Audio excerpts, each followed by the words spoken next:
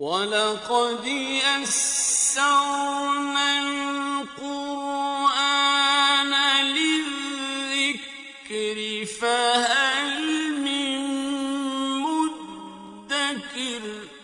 اور ہم نے قرآن کو سمجھنے کے لیے آسان کر دیا، تو کوئی ہے جو سوچے سمجھے۔ صوت القرآن، قرآن کی آواز۔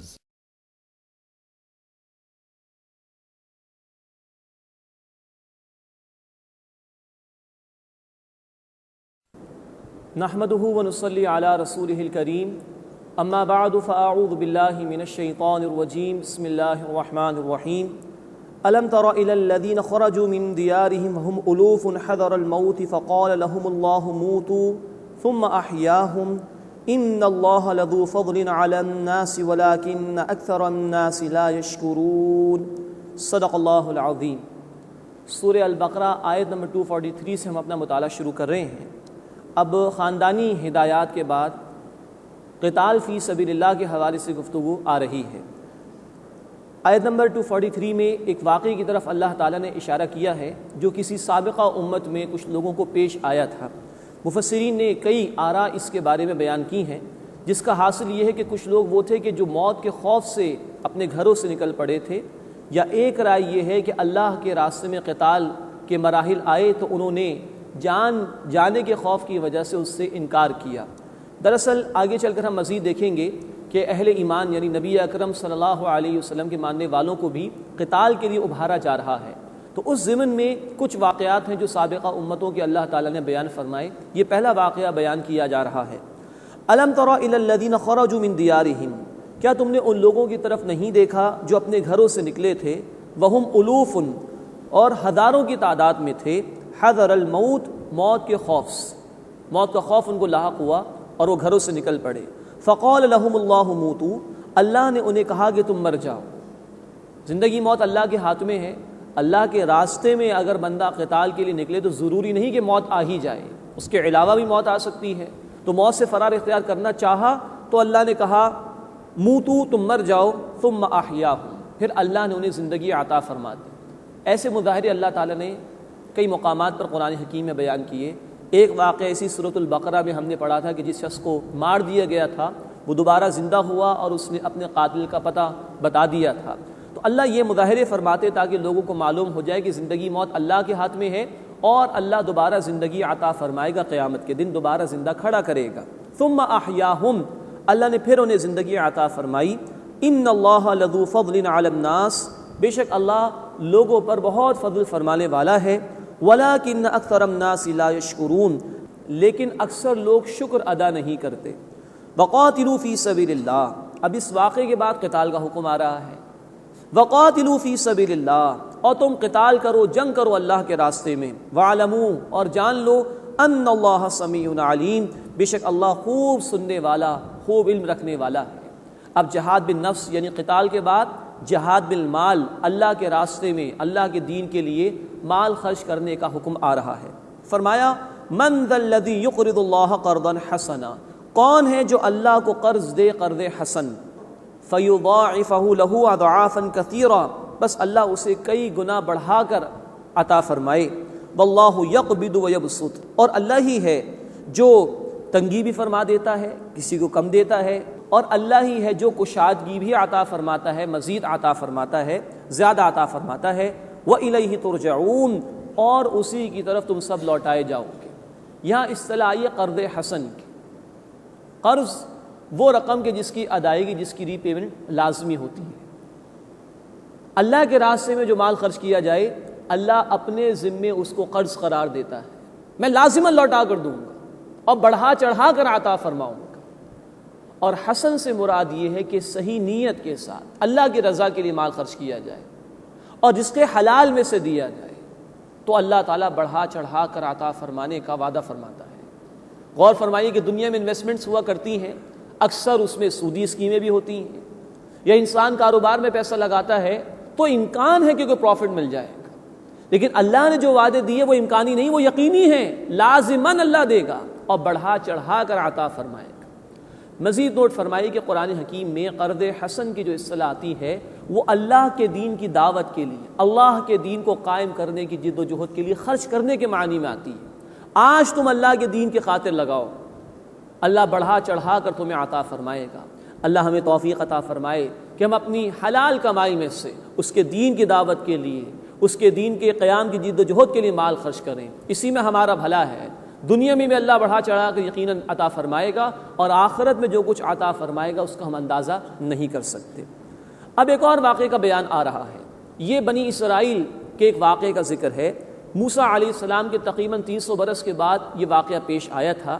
اس وقت ان کے نبی تھے سموئیل، ان کا نام بیان کیا گیا ہے، اور ان کی قیادت میں پھر جنگ ہوئی ہے اور اللہ تعالیٰ نے ان کو اقتدار عطا فرمایا۔ یہ ساری تفصیل قتال کے حوالے سے دراصل بیان ہو رہی ہے مسلمانوں کے لیے کہ اب ان کے لیے احکامات آ رہے ہیں اللہ کے راستے میں جنگ کرنے کے۔ نوٹ فرمائیے 13 برس تک رسول کریم صلی اللہ علیہ وسلم مکے میں تھے تو وہاں ہاتھ اٹھانے کی اجازت نہیں تھی۔ سورہ النساء آیت نمبر 77 میں یہ تفصیل آئے گی، حکم تھا کفوا ایدیکم، اپنے ہاتھوں کو باندھ کر رکھو۔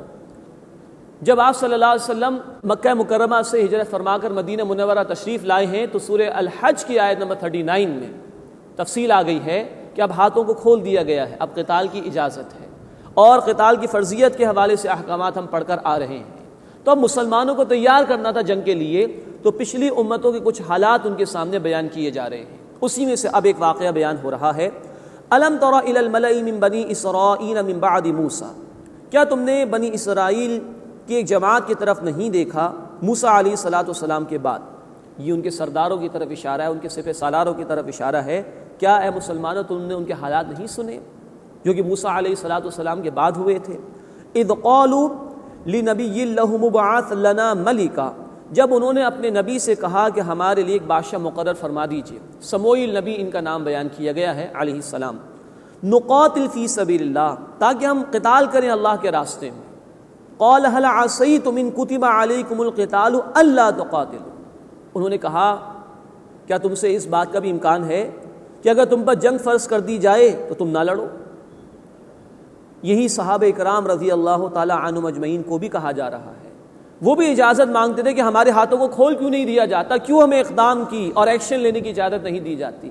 تو اس جملے میں ان کو بھی تنبیہ کی جا رہی ہے، ایسا تو نہیں ہو جائے گا کہ جب جنگ فرض کر دی جائے تو تم قتال سے انکار کر دو، لڑنے سے انکار کر دو۔ قالوا، انہوں نے کہا وما لنا الا نقاتل فی سبیل اللہ، اور ہمیں کیا ہوا کہ ہم اللہ کے راستے میں قتال نہ کریں۔ وقد اخرجنا من دیارنا، اور یقیناً ہم اپنے گھروں سے نکال دیے گئے، وابنائنا، اور اپنی اولادوں سے دور کر دیے گئے۔ فلما کتب علیہم القتال، پس جب ان پر جنگ کرنا فرض کر دیا گیا، تولوا الا قلیلا منہم، تو سوائے چند ایک کے سب منہ پھیر گئے۔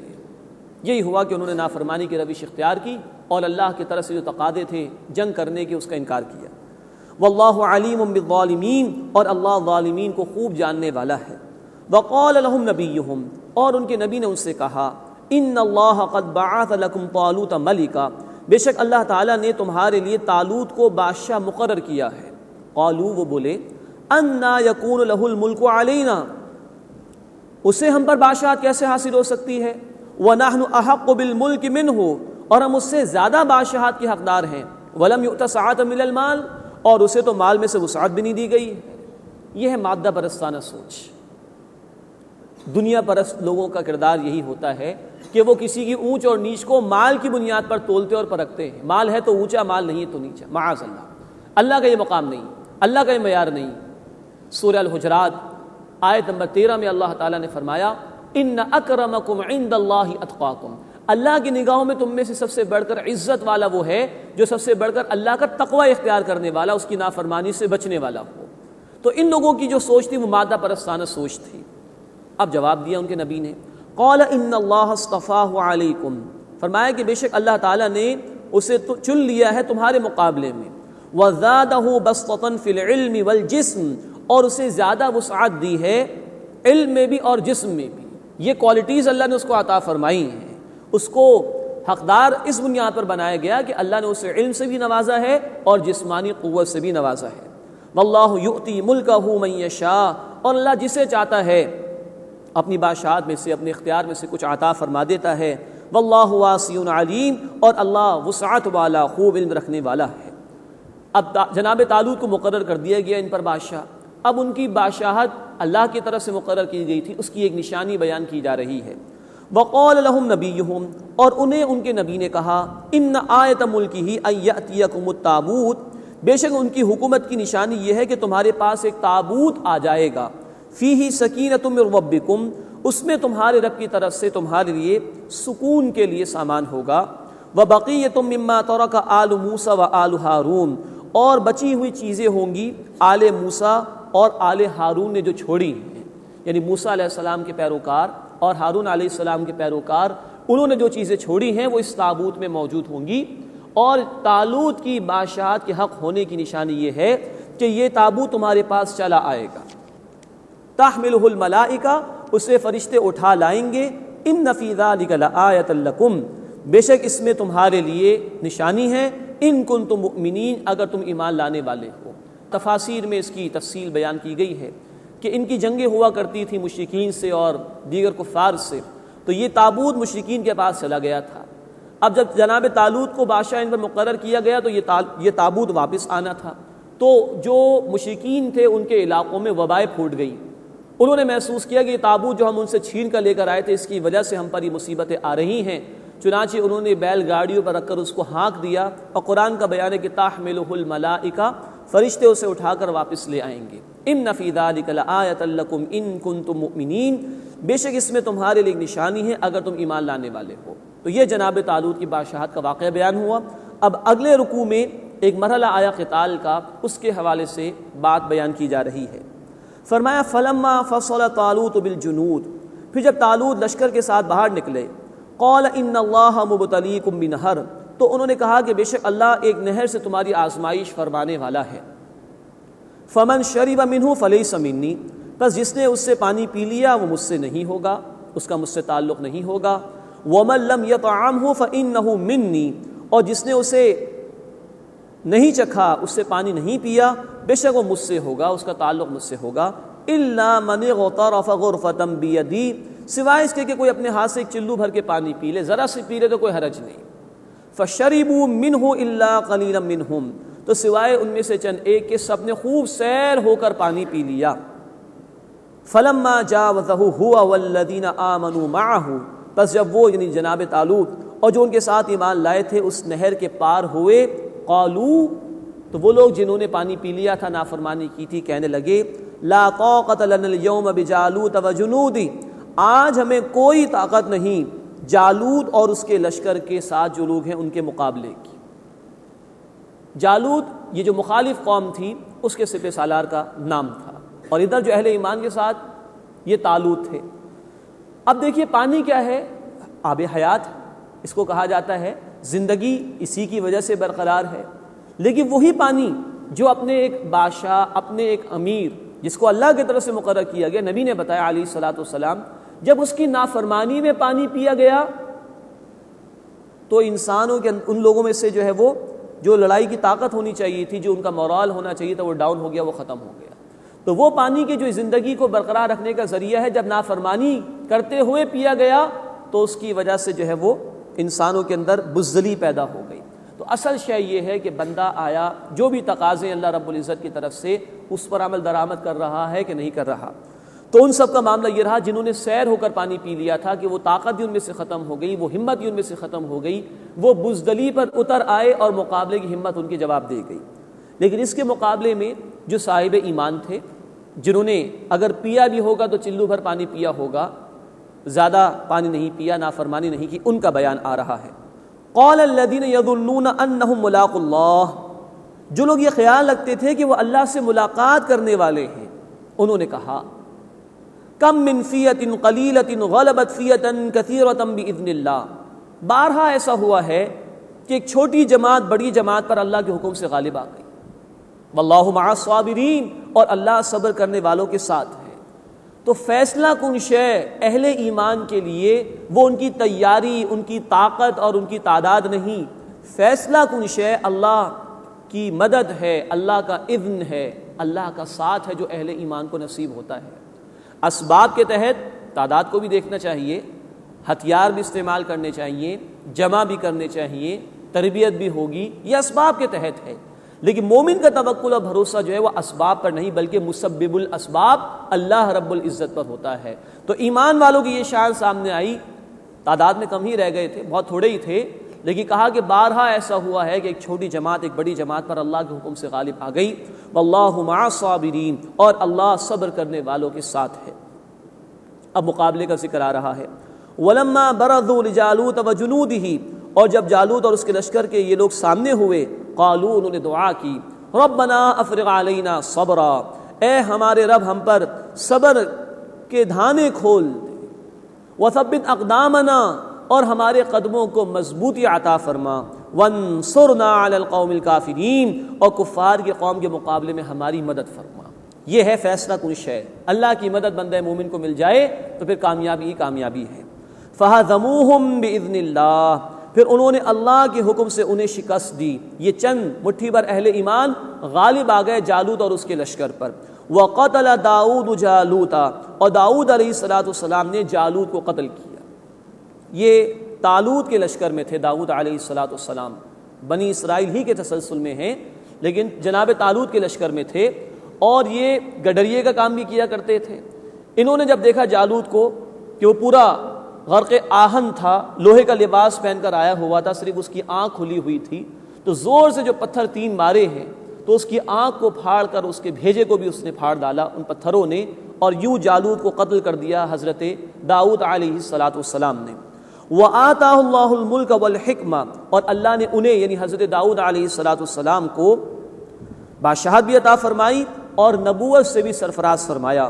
وَعَلَّمَهُ مِمَّا يَشَاءُ، اور وہ کچھ سکھایا جو بھی اللہ تعالیٰ نے چاہا۔ وَلَوْلَا دَفْعُ اللَّهِ النَّاسَ بَعْضَهُم بِبَعْضٍ، اب بڑی اہم رہنمائی آ رہی ہے قتال کے حوالے سے، اور اگر ہٹانا نہ ہوتا اللہ کا لوگوں کو بعض لوگوں کے ذریعے سے، لَفَسَدَتِ الْأَرْضُ، تو زمین ضرور برباد ہو جاتی، وَلَكِنَّ اللَّهَ ذُو فَضْلٍ عَلَى الْعَالَمِينَ، لیکن اللہ تعالیٰ تمام جہانوں پر فضل فرمانے والا ہے۔ اللہ ظلم کے خاتمے کے لیے اپنے محبوب بندوں کے ذریعے سے نظام حق کو غالب اور قائم کراتا ہے۔ اللہ نے قتال کا حکم اسی لیے دیا کہ ظالموں کے ہاتھوں کو روکا جائے اور انسانیت جو ظلم کا شکار ہے اس کو ظلم سے نجات دلائی جائے۔ یہ ہے اللہ کی اسکیم، یہ ہے اللہ کی حکمت قتال کے احکامات کے پیچھے۔ تو یہ بھی جو واقعہ بیان ہوا اب یہ اہل ایمان کے لیے ہے، نبی اکرم صلی اللہ علیہ وسلم اور آپ کے صحابہ کے لیے۔ ان کے دور میں بھی جب دین مغلوب تھا تو ظلم کا نظام تھا، کچھ لوگ تھے جو حاکم بن کر بیٹھے ہوئے تھے، انسانیت سسک رہی تھی۔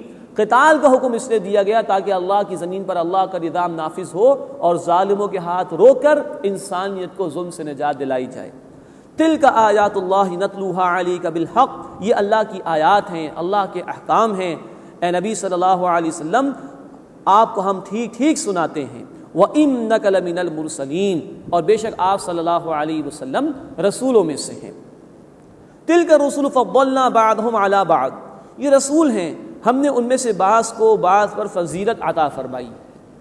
ایک چیز ہے رسولوں کی باہمی ایک دوسرے پر فضیلت کا ہونا، یہ قرآن سے ثابت ہے، آگے بھی ذکر آ رہا ہے، لیکن کسی رسول کی تفریق کر دی جائے کہ ایک کو مانا جائے دوسرے کو نہ مانا جائے، یہ کفر ہے۔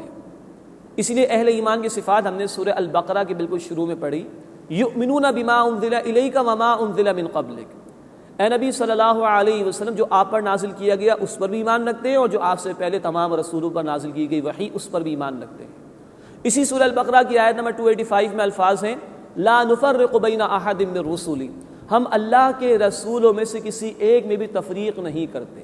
تو رسولوں کے درمیان تفریق، کسی کو ماننا کسی کو نہ ماننا، یہ کفر ہے، لیکن رسولوں کے درمیان فضیلت یہ قرآن سے بھی ثابت ہے۔ اسی لیے آگے فرمایا منہم من کلم اللہ، ان میں سے بعض ہیں جن سے اللہ نے کلام فرمایا، جیسے کہ موسیٰ علیہ السلام سے کوہ طور پر، رسالت مآب صلی اللہ علیہ وسلم سے معراج کی رات میں، ورفع بعضهم درجات، اور ان میں سے بعض پر بعض کے درجات بلند فرمائے، وآتینا عیسی ابن مریم البینات، اور ہم نے مریم سلام علیہا کے بیٹے عیسیٰ علیہ السلام کو کھلی واضح نشانی عطا فرمائیں، وَأَيَّدْنَاهُ بِرُوحِ الْقُدُسِ، اور ہم نے روح القدس یعنی جبریل امین علیہ السلام کے ذریعے ان کی تائید کی۔ تو یہ کچھ فضیلتیں اللہ نے بیان فرمائی۔ عیسیٰ علیہ السلام کے ساتھ یہ معاملہ رہا اللہ کا کہ جبریل امین کے ذریعے سے ان کی مدد ہوئی۔ موسیٰ علیہ السلام سے اللہ تعالیٰ نے کلام فرمایا۔ یہ فضائل قرآن نے بیان کیے ہیں، لیکن نوٹ فرمائیے اللہ کے رسول صلی اللہ علیہ وسلم نے ہمیں منع فرمایا ہے۔ بخاری و مسلم کی حدیث ہے کہ رسولوں کے درمیان باہمی تقابل نہ کرو، کمپیریزن نہ کرو۔ جس کا جو مقام ہے اللہ ہی بہتر جانتا ہے۔ اللہ چاہے تو کہہ سکتا ہے، اسے کہا قرآن میں فضیلت کے اعتبار سے، لیکن ہمارا مقام نہیں کہ ہم رسولوں کے درمیان جو ہے فضیلتوں کو طے کرنے بیٹھ جائیں، ہمیں اس کے متعلق خاموش رہنا چاہیے۔ وَلَوْ شَاءَ اللَّهُ مَا اقْتَتَلَ الَّذِينَ مِن بَعْدِهِمْ، اور اگر اللہ چاہتا تو وہ باہم نہ لڑتے جو ان کے بعد ہوئے، من بعد ما جاءتهم البینات، اس کے بعد کہ ان کے پاس کھلی نشانیاں آ گئیں، وَلَٰكِنِ اخْتَلَفُوا، لیکن انہوں نے اختلاف کیا، فَمِنْهُم مَّنْ آمَنَ، بس ان میں سے وہ ہیں جو ایمان لائے، وَمِنْهُم مَّنْ كَفَرَ، اور ان میں سے وہ بھی ہیں جنہوں نے کفر یعنی انکار کی روش اختیار کی۔ وَلَوْ شَاءَ اللَّهُ مَا اقْتَتَلُوا، اور اگر اللہ چاہتا تو وہ باہم نہ لڑتے، وَلَٰكِنَّ اللَّهَ يَفْعَلُ مَا يُرِيدُ، لیکن اللہ جو چاہتا ہے وہ کرتا ہے۔ یہاں 2 مرتبہ الفاظ آئے کہ اگر اللہ چاہتا تو وہ نہ لڑتے۔ ان الفاظ کے متعلق بھی یہ بات سمجھ لینا ضروری ہے کہ اللہ کا قانون ہدایت ہے، جو جس طرف جانا چاہتا ہے اللہ تعالیٰ اسی راستے کی اس کو ہدایت عطا فرما دیتے ہیں۔ اللہ نے جبر نہیں کیا ہے، کیونکہ ہمیں امتحان کے لیے دنیا میں بھیجا گیا۔ سورہ الملک آیت نمبر 2، الذی خلق الموت والحیات لیبلوکم ایکم احسن عملا، اللہ نے زندگی اور موت کا سلسلہ اس لیے قائم فرمایا کہ اللہ تمہاری آزمائش فرمانا چاہتا ہے، امتحان لینا چاہتا ہے کہ تم میں سے عمل کے اعتبار سے بہترین کون ہے۔ تو پہلی بات امتحان کے لیے بھیجا گیا۔ نمبر 2، نیکی کی صلاحیت بھی دی گئی، بدی کی صلاحیت بھی دی گئی۔ سورہ الشمس آیت نمبر 8، فَأَلْهَمَهَا فُجُورَهَا وَتَقْوَاهَا، ہم نے انسان کو نیکی کی صلاحیت بھی دی ہے اور بدی کی صلاحیت بھی دی ہے، اسی بنیاد پر امتحان ہے۔ پھر قانون ہدایت یہ کہ جو جس طرف آنا چاہے گا، جس صلاحیت کو استعمال کرنا چاہے گا، اسی کی توفیق ملے گی۔ سورہ الشورى آیت نمبر 13 میں فرمایا، یہدی الیہ من ینیب، اللہ ہدایت اسے دیتا ہے جو اللہ کی طرف رجوع کرتا ہے۔ اس کے برعکس سورہ الصف آیت نمبر 5، فلما ذاغوا اذاغ اللہ قلوبہم، جب انہوں نے ٹیڑھ اختیار کی تو اللہ نے بھی ان کے دلوں کو ٹیڑھا کر دیا۔ تو سارا معاملہ ہے بندے کے اپنے اختیار پر کہ وہ کس طرف جانا چاہتا ہے۔ تو ان آیات کو جب ہم پڑھیں تو اللہ کی اس قانون ہدایت کو سامنے رکھ لیا جائے تو مفہوم بآسانی سمجھ میں آ جائے گا۔ اللہ زبردستی کسی کو نیکی پر نہیں ڈالتا، اللہ زبردستی معاذ اللہ کسی کو برائی پر نہیں ڈالتا، جو جس طرف جانا چاہتا ہے اسی کی ہدایت دی جاتی ہے اس کو۔ وَلَٰكِنَّ اللَّهَ يَفْعَلُ مَا يُرِيدُ، اور اللہ جو چاہتا ہے وہ کرتا ہے۔ اس کے بعد پھر انفاق کے حوالے سے تلقین آ رہی ہے۔ یا ایھا الذین آمنوا، اے وہ لوگوں جو ایمان لائے ہو، انفقوا مما رزقناکم، خرچ کرو اس میں سے جو ہم نے تمہیں رزق میں سے عطا فرمایا ہے، من قبل ان یأتی یوم، اس سے پہلے کہ وہ دن یعنی قیامت کا دن آ جائے، لا بیع فیہ، جس میں کوئی خرید و فروخت نہیں ہوگی، ولا خلۃ ولا شفاعہ، نہ کوئی دوستی کام آئے گی نہ کوئی سفارش کام آئے گی، والکافرون هم الظالمون، اور انکار کرنے والے، کفر کرنے والے ہی دراصل ظالم ہیں۔ اب نوٹ فرمائیے خطاب کس سے شروع ہوا؟ یا ایھا الذین آمنوا، اے ایمان والوں خرچ کرو اس رزق میں سے جو ہم نے تمہیں عطا فرمایا، اس دن یعنی قیامت کے آنے سے پہلے کہ جس دن کوئی خرید و فروخت کام نہیں آئے گی، کوئی سفارش کام نہیں آئے گی، کوئی دوستی کام نہیں آئے گی، اور کفر کرنے والے ہی ظالم ہیں۔ اب یہاں یہودی یا نصرانی یا ہندوؤں کی بات تو نہیں ہو رہی، مسلمانوں کی بات ہو رہی، ان سے خطاب ہے نا، یا ایھا الذین آمنوا۔ تو جو اس دن کے آنے سے پہلے اس کی تیاری نہیں کر رہے، وہ عملی اعتبار سے کفر کر رہے ہیں، حقیقت کے اعتبار سے کفر کا اظہار کر رہے ہیں۔ اللہ اس روش سے ہمیں محفوظ فرمائے اور ہمیں ہماری آنکھوں کے بند ہونے سے پہلے ہماری اصل زندگی آخرت کی تیاری کرنے کی توفیق عطا فرمائے۔ اس کے بعد قرآن حکیم کی عظیم ترین آیت آ رہی ہے، آیت الکرسی جسے کہا جاتا ہے۔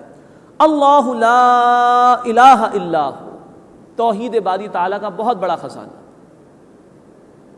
اللہ، اس کے سوا کوئی عبادت کے لائق نہیں۔ الحی القیوم، از خود زندہ ہے اور سب کو تھامنے والا ہے، ہر مخلوق کی زندگی اس کے اذن سے ہے، ہر مخلوق کا تسلسل اور وجود کا برقرار رہنا اس کے اذن کی وجہ سے۔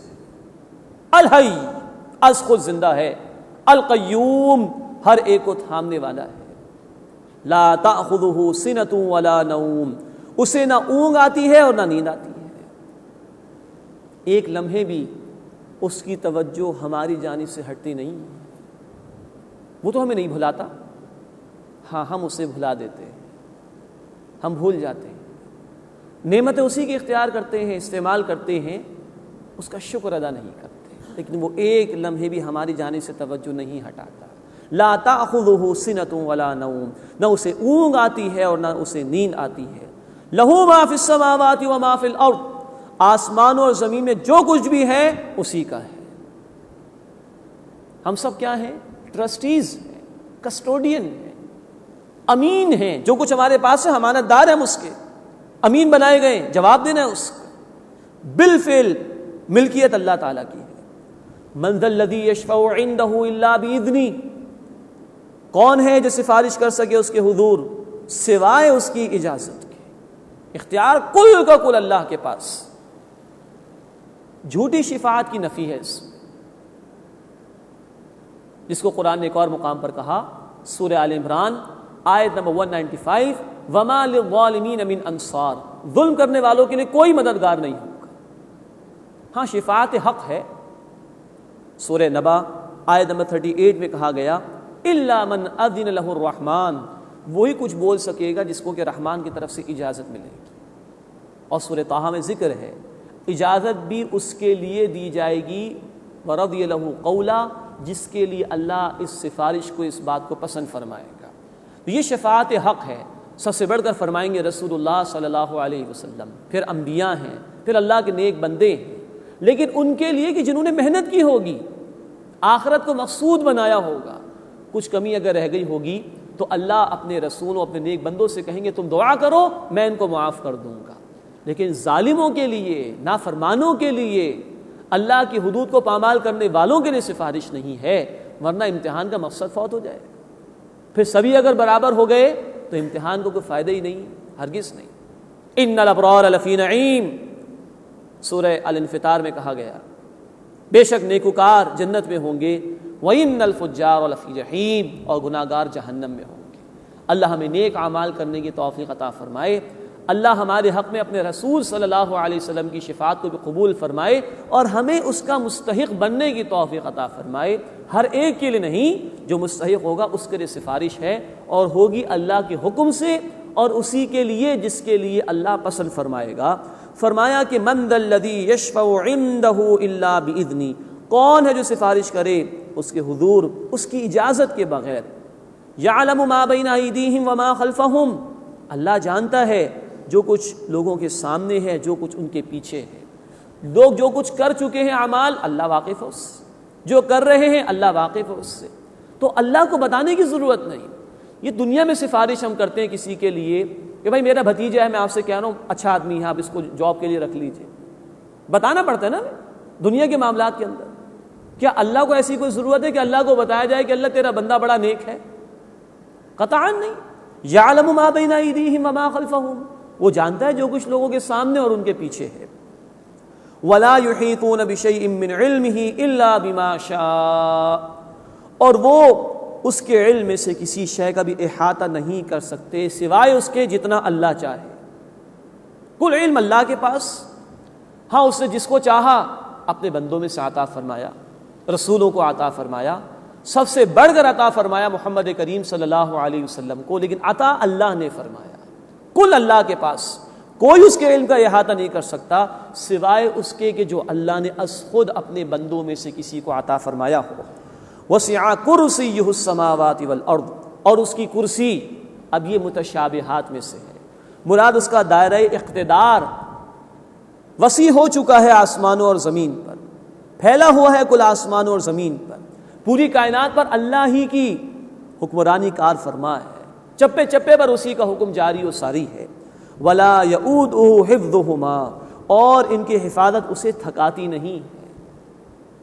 یہ تمام چیزیں تو مخلوق کے ساتھ وابستہ ہیں، خدا میں تھکاوٹ آ جائے تو وہ خدا کہاں رہا؟ نہیں، ولا یؤودہ حفظہما، اس کو ان کی حفاظت تھکاتی نہیں ہے، وہو العلی العظیم، اور وہ بہت بلند مرتبے والا، عظمت والا ہے۔ یہ ہے آیت الکرسی۔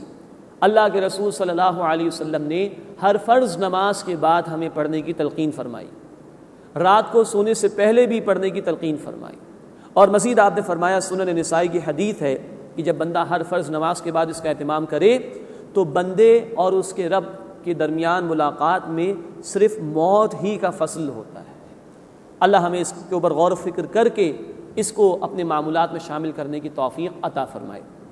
لا اکراہ فی الدین، دین میں جبر نہیں ہے، قد تبین الرشد من الغی، بے شک ہدایت گمراہی سے جدا ہو چکی ہے، واضح ہو چکی ہے۔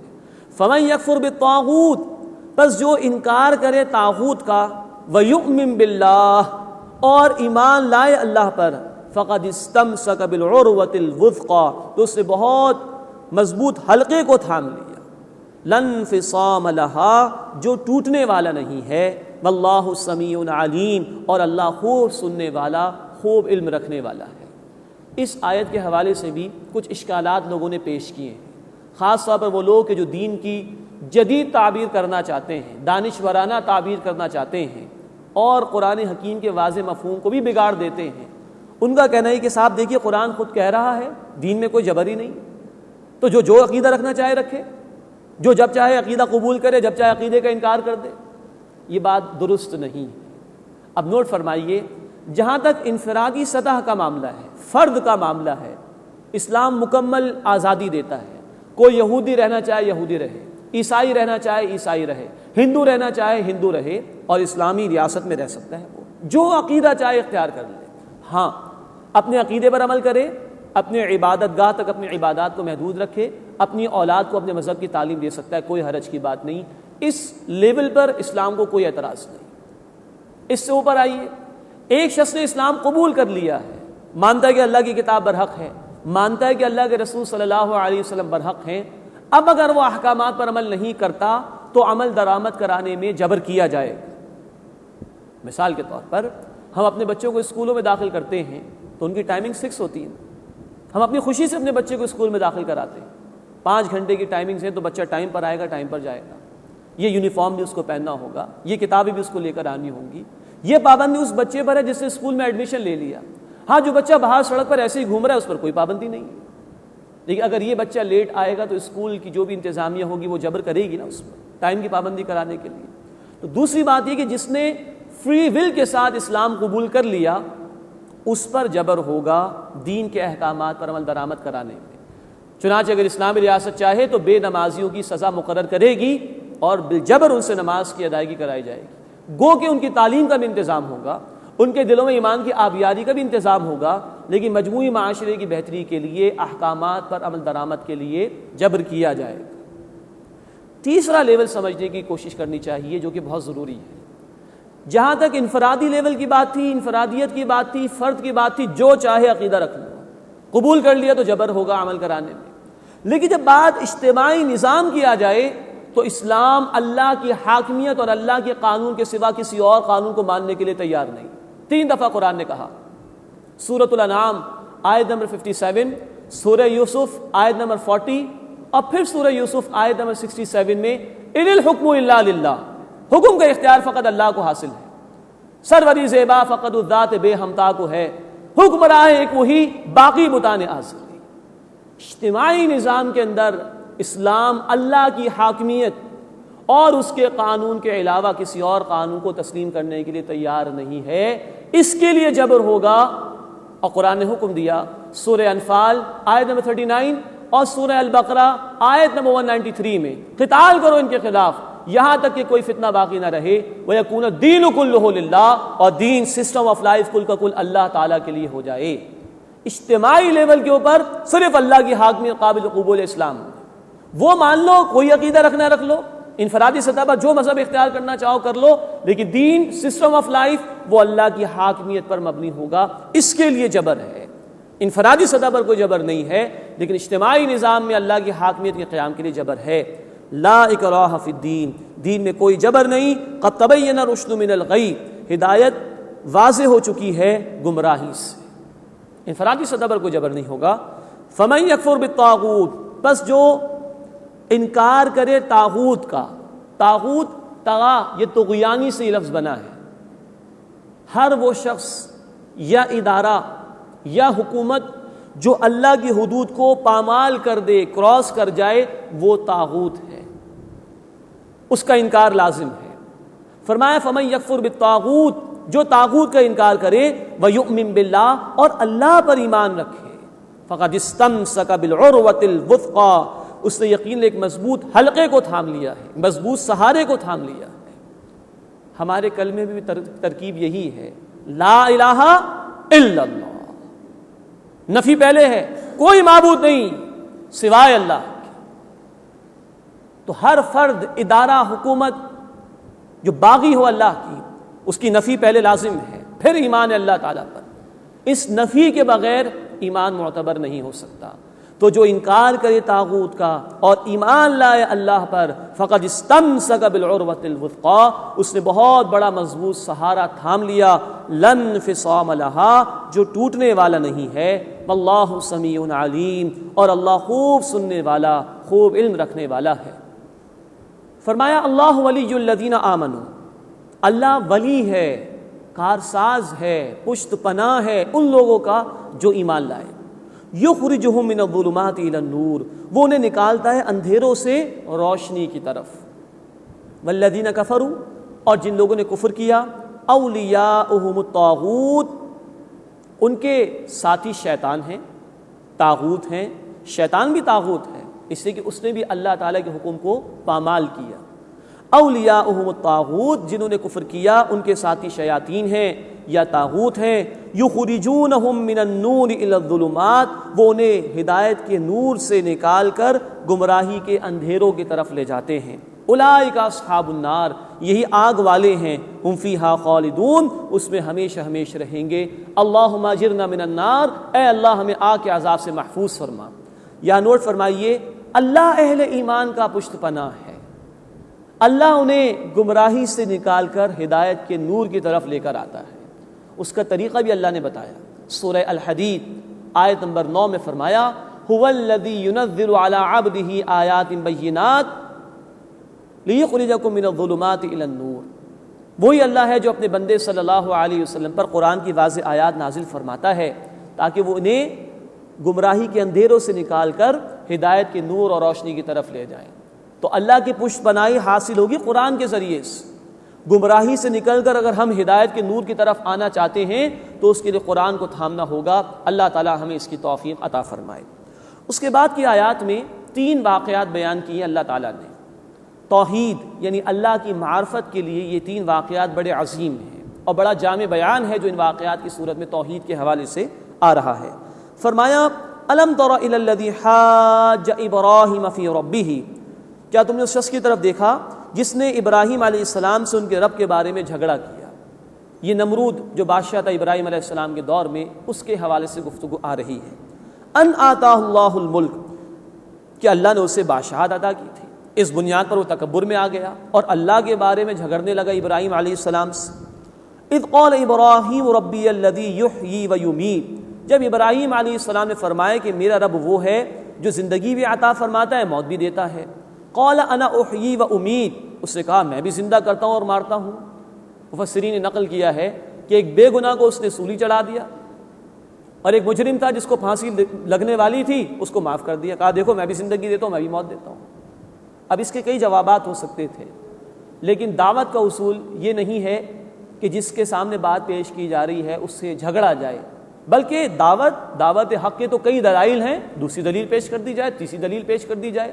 تو ابراہیم علیہ السلام نے اس پہلی بات پر جھگڑا نہیں کیا اس سے، بلکہ ایک اور دلیل رکھ دی، اور وہ دلیل ایسی تھی کہ وہ خاموش ہو گیا بالکل. قال ابراہیم، فرمایا ابراہیم علیہ السلام، ان اللہ یأتی بالشمس من المشرق، بے شک اللہ سورج کو مشرق سے نکالتا ہے. فاتی بہا من المغرب، تو اسے مغرب سے نکال کر دکھا دے.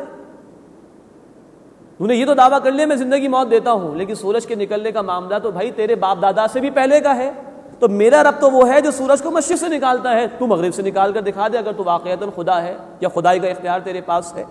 فبہت الذی کفر، تو وہ کافر حیران کر دیا گیا. کوئی جواب ہی نہیں تھا اس کے پاس۔ واللہ لا یہدی القوم الظالمین، اور اللہ تعالیٰ ظالمین کو ہدایت نہیں دیا کرتا۔ اب دوسرا واقعہ آ رہا ہے۔ اس دوسرے واقعے کے متعلق مختلف آراء ہیں مفسرین کی، اور حتمی بات نہیں کی جا سکتی کہ کس شخص کے متعلق گفتگو ہو رہی ہے، لیکن واقعے میں ہدایت کا بڑا سامان موجود ہے اور توحید کے بڑے دلائل ہیں جو بیان ہوئے ہیں۔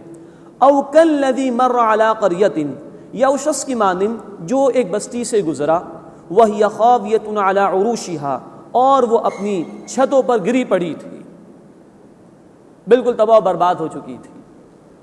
قال انا یحیی ہذہ اللہ بعد موتہا، اس شخص نے کہا اللہ اس بستی کے بر جانے کے بعد اسے زندہ کیسے کرے گا، یہ لوگ کیسے دوبارہ زندہ ہوں گے؟ فاماتہ اللہ 100 عام، تو اللہ نے اس شخص کو 100 برس تک مردہ کر دیا۔ ثم بعث، پھر اسے دوبارہ زندگی عطا فرمائی۔ قال کم لبثت، اس سے پوچھا تم کتنی دیر رہے؟ قال لبثت یوما او بعض یوم، اس نے کہا کہ میں ایک دن یا اس کا کچھ حصہ ہی رہا ہوں گا۔ اگر تو یہ کہ صبح کے وقت سلایا گیا، اس نے محسوس کیا ہوگا روشنی تھی، اور دوپہر میں آنکھ کھلی تو محسوس ہوا کہ دن کا کچھ حصہ، اور اگر بہت زیادہ فرق آ گیا تو پھر اگلا دن ہو جائے گا، تو ایک دن یا اس سے کچھ کم رہا ہوں گا۔ قال بل لبثت 100 عام، اللہ نے فرمایا تم تو رہے 100 برس تک۔ فانظر الی طعامک وشرابک، بس تم اپنے کھانے اور اپنے مشروب کی طرف دیکھو۔ شراب عربی میں پینے کی چیز کو کہا جاتا ہے، کوئی بھی پینے کی چیز، تو تم دیکھو اپنے کھانے اور پینے کی طرف۔ لم یتسنہ، وہ بالکل سڑا تک نہیں ہے۔ یہ اللہ کی قدرت ہے۔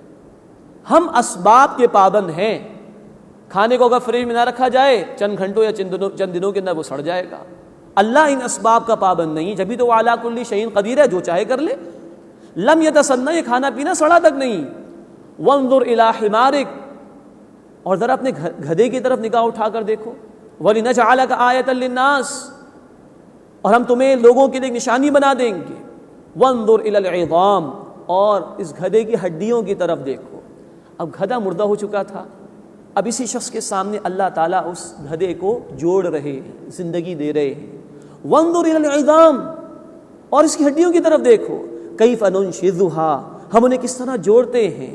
ثم نکسوھا لحما، اور پھر انہیں گوشت پہناتے ہیں۔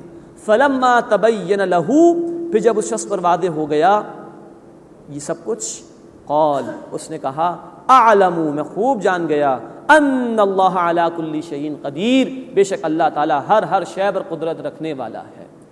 ایک رائے یہ کہ یہ حضرت عزیر علیہ السلام کے حوالے سے واقعہ ہے، واللہ اعلم، لیکن اس واقعے میں آپ دیکھیے 100 برس تک سلا دیا، اللہ کا بیان ہے، قرآن حق کلام ہے۔ اس شخص کو زندگی بھی دے دی گئی، گدھے کو اس کے سامنے زندہ کر دیا گیا، اور کھانا بالکل پریزروڈ ہے، بالکل خراب نہیں ہوا۔ ان اللہ علی کل شیء قدیر، بے شک اللہ تعالیٰ ہر شے پر قدرت رکھنے والا ہے۔ اب تیسرا واقعہ آ رہا ہے، یہ بھی ابراہیم علیہ السلام کے حوالے سے۔ وَإِذْ قَالَ إِبْرَاهِيمُ، اور یاد کرو جب ابراہیم علیہ السلام نے یہ عرض کی، رَبِّ أَرِنِي كَيْفَ تُحْيِي الْمَوْتَى، اے میرے رب مجھے دکھا دے تو مردے کو زندہ کیسے فرمائے گا۔ قَالَ أَوَلَمْ تُؤْمِنْ، اللہ تعالیٰ نے پوچھا ابراہیم کیا ایمان نہیں ہے؟ قَالَ بَلَىٰ، اے اللہ ایمان ہے، فرمایا ایمان ہے، وَلَٰكِن لِيَطْمَئِنَّ قَلْبِي، بس ذرا دل کا اطمینان چاہتا ہوں۔